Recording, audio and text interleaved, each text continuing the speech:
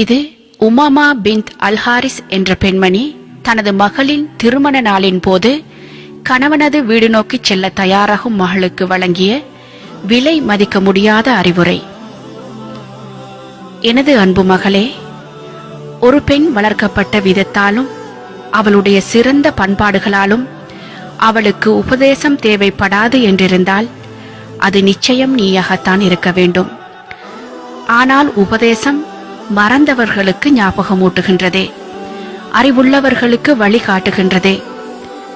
அதே போன்றுதான் ஒரு பெண்ணுக்கு அவளது பெற்றோரின் செல்வநிலை காரணமாகவும் அவர்கள் அவள் மீது வைத்திருக்கின்ற அன்பின் காரணமாகவும் திருமணம் தேவைப்படாது என்றிருந்தால் அதுவும் நீயாகத்தான் இருக்க வேண்டும். ஆனால் ஆண்கள் பெண்களுக்காகவும் பெண்கள் ஆண்களுக்காகவும் படைக்கப்பட்டிருப்பது இறை நியதியாகும். எனது அன்பு மகளே, நீ இப்போது நீ வாழ்ந்த சூழலிலிருந்து வேறொரு சூழலை நோக்கி போகின்றாய். நீ வளர்ந்த கூட்டிலிருந்து சிறகு முளைத்து பறக்கின்றாய். உனக்கு அறிமுகமானவர்களை விட்டும் பிரிந்து அறிமுகமற்ற முகங்களை சந்திக்கப் போகின்றாய். உனது தந்தையின் பொறுப்பில் இருந்தும் விடுபட்டு உனது கணவனின் பொறுப்பின் கீழ் இடம் மாறுகின்றாய். இனி உனது கணவன்தான் உனது பொறுப்பாளனும் உனது நிர்வாகியும் ஆவான். எனவே நீ அவனுடன் மிகவும் பணிவாகவும் கண்ணியமாகவும் நடந்து கொள். அப்போது அவன் நிச்சயம் உனது பணியாளனாகவே மாறிவிடுவான். அவனுக்கு கட்டுப்படும் விடயத்தில் நீ பூமியாக இருந்தால் உன்னை பாதுகாக்கும் வானமாகவே அவன் மாறிவிடுவான். அவனுக்காக 10 பண்புகளை உன்னில் ஏற்படுத்திக் கொள். அவை உனது வாழ்வின் விலை மதிக்க முடியாத பொக்கிஷங்களாக இருக்கும். எப்போதும் அவனுக்கு கட்டுப்பட்டு பணிவுடன் நடந்து கொள். அவனது பேச்சுக்கு எப்போதும் நல்ல முறையில் செவி தாழ்த்தி மிக நல்ல முறையில் கட்டுப்படு.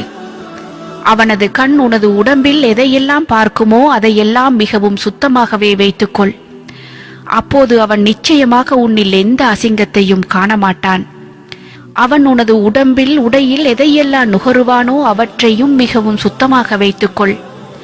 அவன் உன்னில் நறுமணத்தை தவிர வேறு எந்த வாசத்தையும் நுகராமல் இருக்கட்டும். அவனுடைய சாப்பாட்டு நேரத்தில் மிகவும் கரிசனையோடு இரு. ஏனெனில் பசியின் தாக்கம் பயங்கர கோபத்தை உண்டு பண்ணக்கூடியது. அவனுடைய தூக்கம் உன்னால் கலையாமல் இருக்கட்டும். ஏனென்றால் தூக்கத்துக்கு ஏற்படும் இடைஞ்சல்கள் எரிச்சலாகத்தான் வெளிப்படும். அவனது சொத்துக்கள் விடயத்தில் சிக்கனமாகவும் அமானிதமாகவும் நடந்து கொள். அவனது குழந்தைகளையும் அவனிடத்தில் வேலை பார்ப்பவர்களையும் சிறந்த முறையில் திட்டமிட்டு நிர்வகிக்க பழகிக்கொள். அவனது வேண்டுதல்கள் எதனையும் மறுக்காதே. அவனது கட்டளைகள் எதற்கும் மாறு செய்யாதே. நீ அப்படி செய்தால் அது உன் பற்றிய அதிருப்தியை அவனது உள்ளத்தில் ஏற்படுத்திவிடும். அவனது ரகசியங்கள் எதனையும் பகிரங்கப்படுத்திவிடாதே. நீ அவ்வாறு செய்தால் நிச்சயம் அவனது பழிவாங்கலிலிருந்து நீ தப்ப மாட்டாய். அவன் மகிழ்ச்சியோடு இருக்கும்போது நீ கவலையை வெளிக்காட்டாதே. அவன் கவலையோடு இருக்கும்போது நீ மகிழ்ச்சியை வெளிக்காட்டாதே. ஏனெனில் நீ அவ்வாறு நடந்து கொண்டால் நீ வளர்க்கப்பட்ட விதம் குறித்து உன் கணவன் சந்தேகிக்கப்படுவான். எனது அருமை மகளே, இதற்கும் மேலதிகமாக இன்னும் ஒன்றையும் ஞாபகத்தில் இருத்திக்கொள்.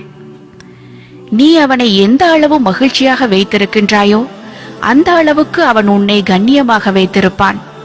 நன்றாக நினைவில் கொள். நீ உனது ஆசைகளை விட உனது தேவைகளை விட உன் கணவனின் ஆசைகளையும் தேவைகளையும் உட்படுத்தாத வரையில் ஒருபோதும் முன்னால் உனது ஆசைகளையோ தேவைகளையோ அவன் மூலமாக நிறைவேற்றிக் கொள்ள முடியாது. அன்பின் பெற்றோர்களே, உங்களது மகளின் திருமணத்தின் போது நீங்கள் என்ன வகையான விடயங்களை அவளுக்கு சொல்லிக் கொடுக்கின்றீர்கள் என்பதை சற்று சிந்தித்து பாருங்கள். நீங்கள் அன்றைய தினத்தில் பேசும் வார்த்தைகள் ஒரு நல்ல குடும்பத்துக்கு அத்திவாரமாகவும் அமையலாம், அல்லது உங்களது மகளின் வாழ்க்கைக்கு நீங்களே வைக்கும் ஆப்பாகவும் அமையலாம். தெரிவு உங்கள் கையில்.